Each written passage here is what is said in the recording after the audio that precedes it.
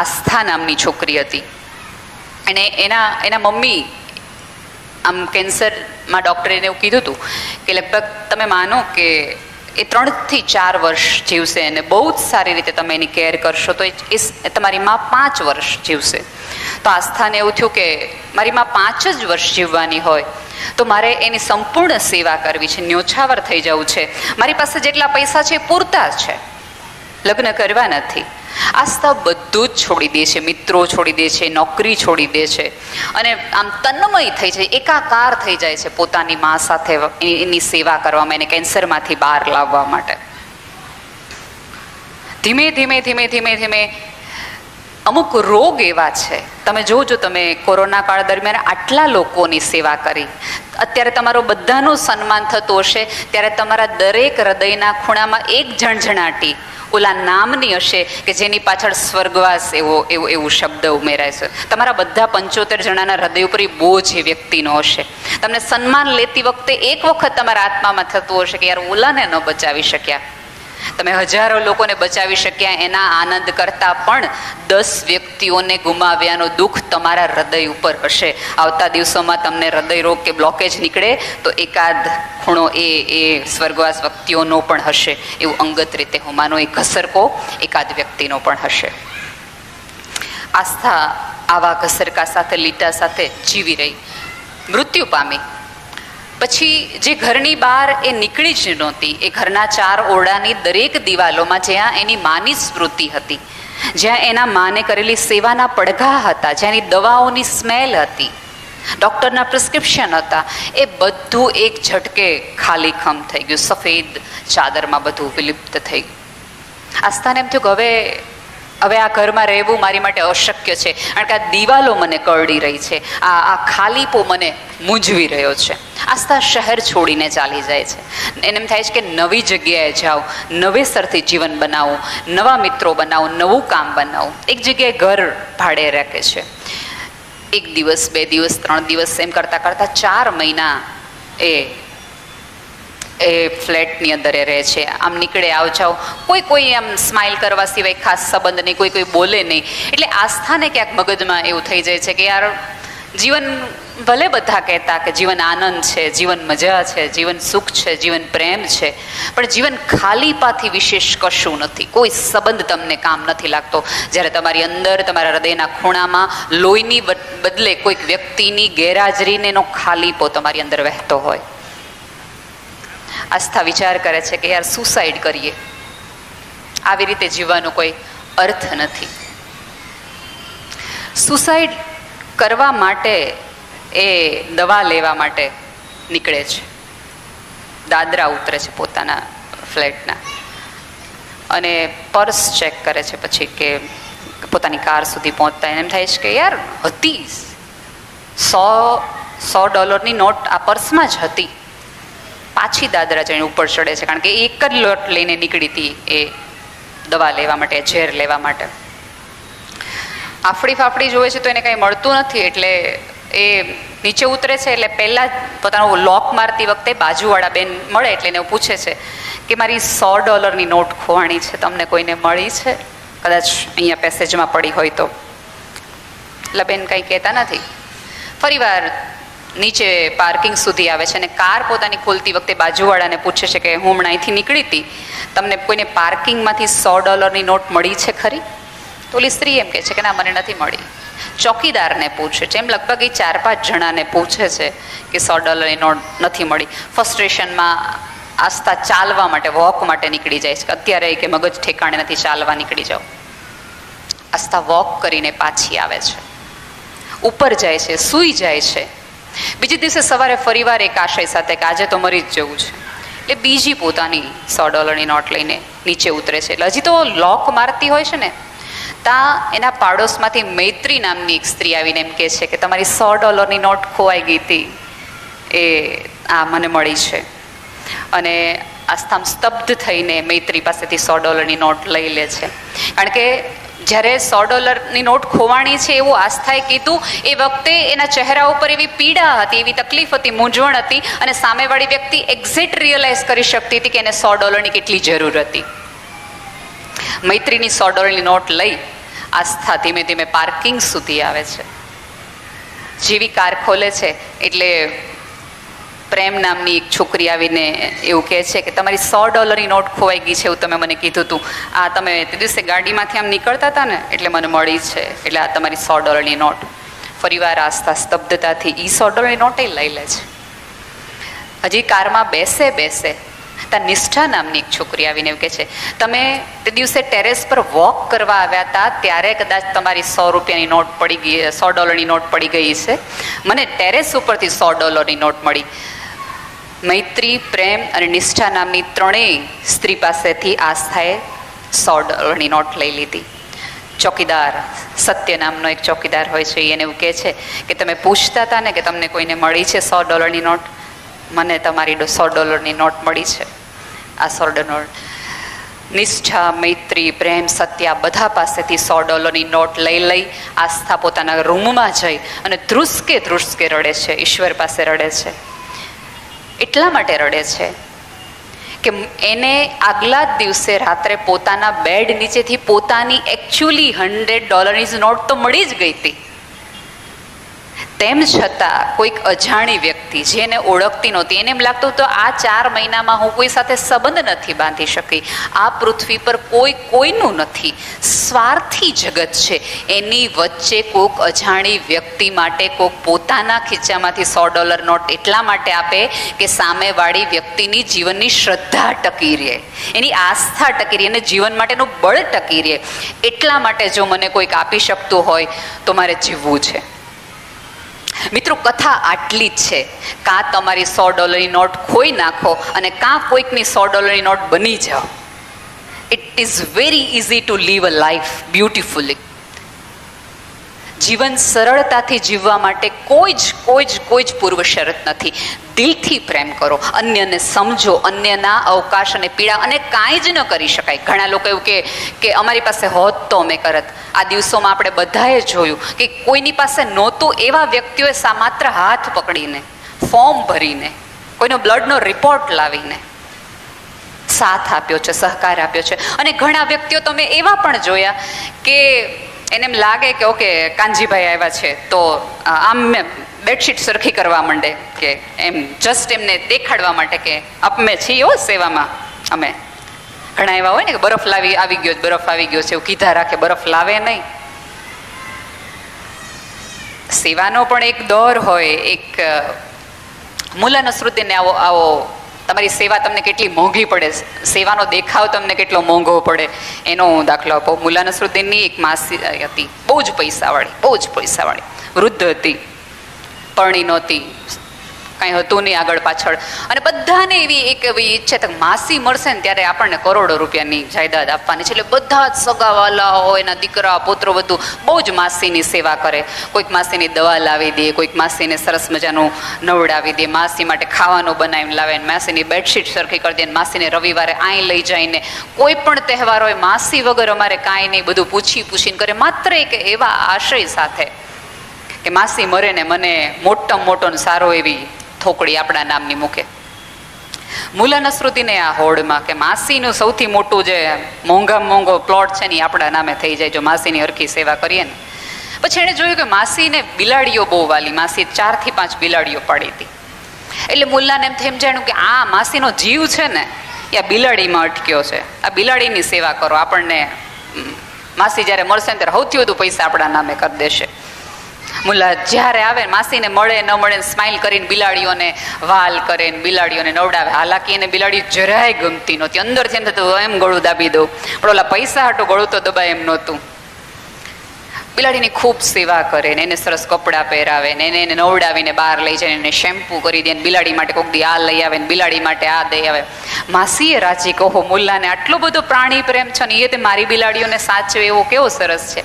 અને મુલ્લા આમ કન્ફર્મ હતું કે હવે માસી મળશે એટલે આપણને અબજો રૂપિયા કરોડો રૂપિયા આપવાના છે. અને મુલ્લાએ તો બહારથી લેણા શરૂ કરી લીધી, મોટી લોન લઈ લીધી, બધા ભાઈબંધોને કહી દીધું કે જો મારી માસી મરે એટલે આપણે આટલા રૂપિયા આવવાના જ છે. માસી મરી ગયા, પાછા આવ્યા, વ્હીલ ખોલ્યું, કોઈકને રિયલ ડાયમંડનો આપ્યો ને કોકને આ લોકર આપ્યો ને કોકને આ ફ્લેટ આપ્યો ને કોકને આ જમીન આપીને કોકને આ ફાર્મ આવીને બધાના નામ આવીને મુલ્લામાં આમ એમ થાય કે હમણાં આપણું સૌથી મોટું આપણા નામે, સૌથી મોટું, કારણ કે આપણે બિલાડીઓ સાચવી છે, સૌથી મોટું આપણા નામે, સૌથી મોટું આપણા નામે. છેલ્લે મુલ્લાનું નામ આવ્યું અને માસી એવું લખ્યું હતું કે મારો સૌથી વાલો, જેને મારી સૌથી વધુ પડી હતી એવો મારો પ્રિય મુલ્લા, જેને મારી બિલાડીઓ ગમતી હતી, મારી બધી બિલાડીઓ હું મુલ્લાને નામે કરીને જાઉં છું.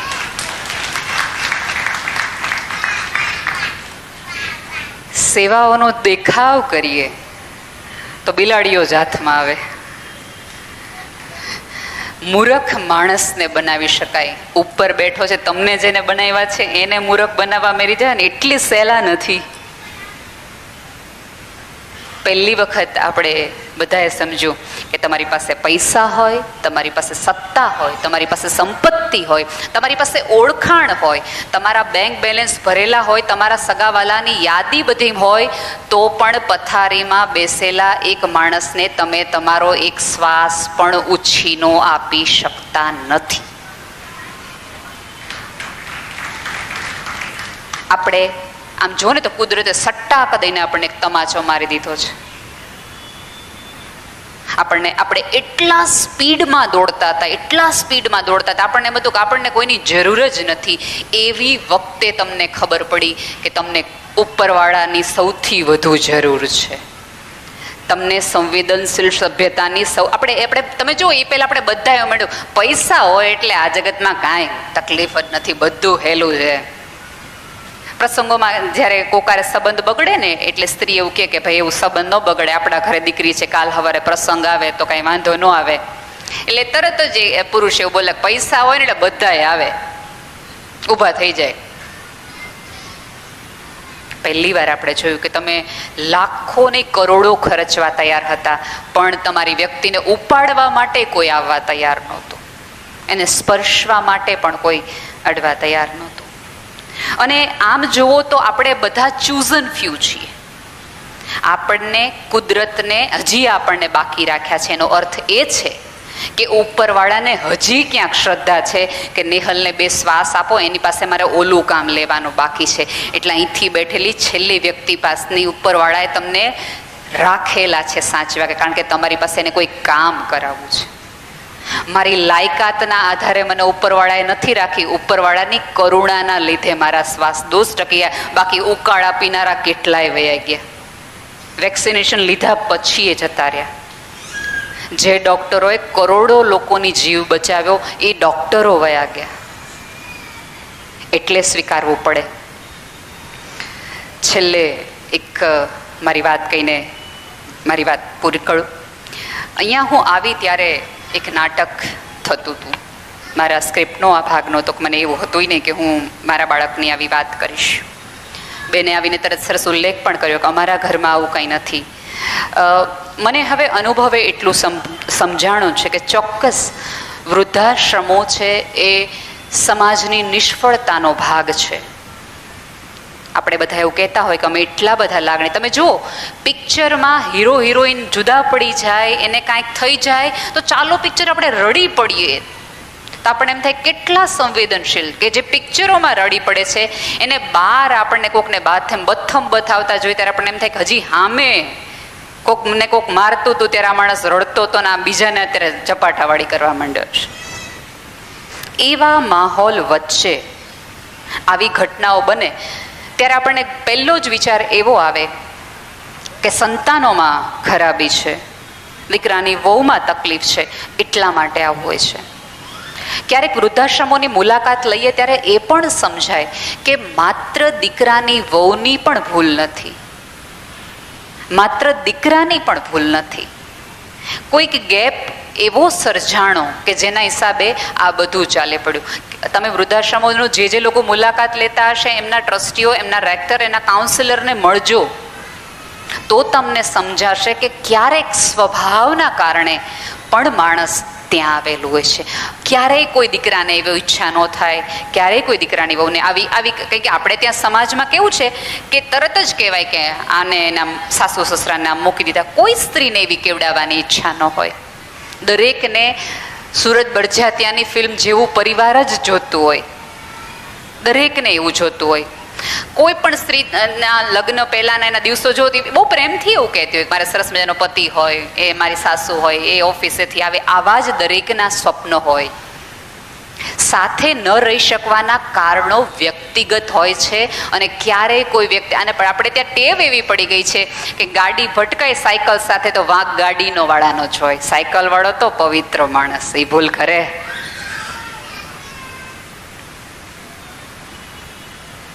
આપણે ત્યાં એક ગેરસમજણ થઈ ગઈ છે કે નાના હોય હંમેશા ખોટા હોય, ખરાબ હોય, ભૂલ કરતા જ હોય, એ લોકો મુફ્ફટ હોય.